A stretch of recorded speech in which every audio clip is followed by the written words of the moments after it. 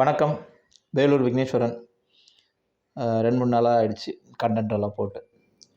இடையில் சமீபத்தில் ஒரு விஷயத்தை பார்த்தோம். ஒரு விஷயத்த கேட்டோன்னு சொல்லலாம். ஒரு மெடிக்கல் ஷாப்பில் ஒரு வயசான பெரியவர் ஒருத்தர் மாத்திரை வாங்குறதுக்காக போயிருந்தார். ஸோ அவர் மாத்திரை வாங்குறதுக்காக ₹100 கொடுத்துருக்காரு. அந்த ₹100 கொடுத்துட்டு ₹12 மாத்திரை வாங்கியிருக்காரு. மீதி சில்லறை கேட்டிருக்காரு. ஏறக்குறைய ₹88. இந்த ₹88 சேஞ்சும் அவங்க தரல. அது இல்லாமல் ₹100 நீங்கள் கொடுக்கல அப்படின்னு சொல்லிட்டாங்க. மாத்திரையை எடுத்து வச்சுட்டு இந்த மாத்திரைக்கான காசை கொடுங்க அப்படின்னு கேட்டிருக்காங்க. அவர் நான் காசை கொடுத்துட்டேன் அப்படின்னு சொல்லியிருக்காரு. இல்லை, எனக்கு காசு கையில் வரல, நீங்கள் காசே கொடுக்காம சொல்கிறீங்க, ஏமாத்துறீங்க அப்படின்னு சொல்லி அந்த மாத்திரையை ரிட்டர்ன் வாங்கிட்டாங்க. ₹100 வச்ச காசையும் அவங்க ஏற்கனவே எடுத்துகிட்டு இருக்காங்க. அவர் வீதியில் நின்று அழுந்துட்டு இருந்தார். அந்த நேரத்தில் அந்த இடத்துக்கு போக வேண்டிய சூழ்நிலை. நான் வேறு ஒரு காரணத்துக்காக போனேன். அவர்கிட்ட கேட்கும்பொழுது அவர் இந்த ரீசனை சொன்னார். சரி வாங்க நான் கேட்குறேன் அப்படின்னு சொல்லி அந்த மெடிக்கல் ஷாப்பில் போயிட்டு கேட்டோம். என்ன இப்படி பண்ணியிருக்கீங்க?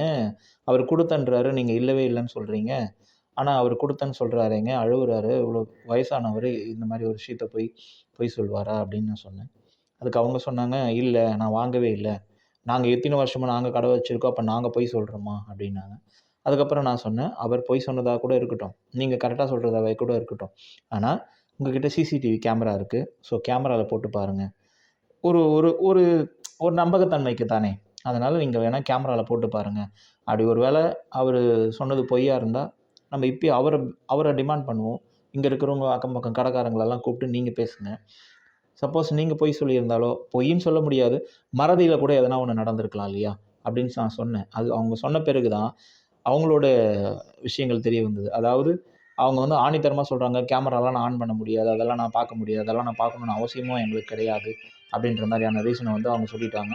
இது போக பார்த்தீங்கன்னா, அவங்க வேறு எந்த விதமான அதுக்கான ஒரே ஒரு ரீசனை கூட அவங்க ஒத்துக்கவே இல்லை. இல்லை, கிடையாது, எனக்கு அவங்க காசு கொடுக்கல, அவர் கொடுத்தது எனக்கு ஞாபகமும் இல்லை, நான் வாங்கின மாதிரியும் ஞாபகம் இல்லை, போட்ட மாதிரியும் ஞாபகம் இல்லை, கலால் வாங்கி போட்ட மாதிரியும் ஞாபகம் இல்லை, இவர் கொடுக்கவே இல்லைன்றது திரும்ப திரும்ப சொல்கிறாங்க.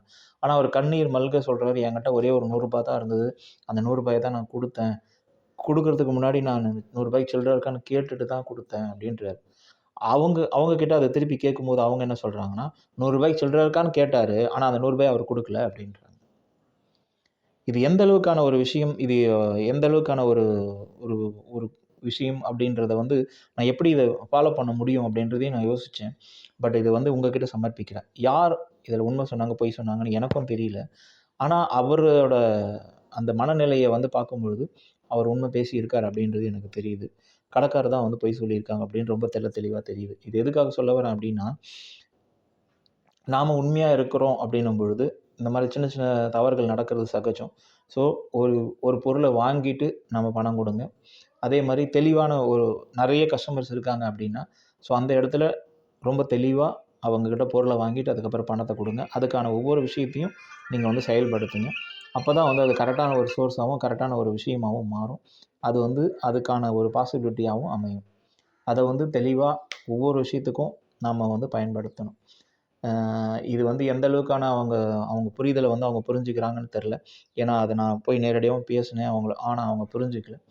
இது அவருக்கு அதுக்கப்புறம் அந்த மாத்திரையை நான் வாங்கி கொடுத்துட்டு அது வேறு விஷயம். ஆனால் அது தவறு தான். உங்களால் முடிஞ்சால் இதுக்கான சொல்யூஷன் என்ன அப்படின்றது சொல்லுங்கள். நம்ம அதுக்கேற்ற மாதிரி பயன்படுத்துவோம். கமெண்ட்டில் வாங்க. நன்றி.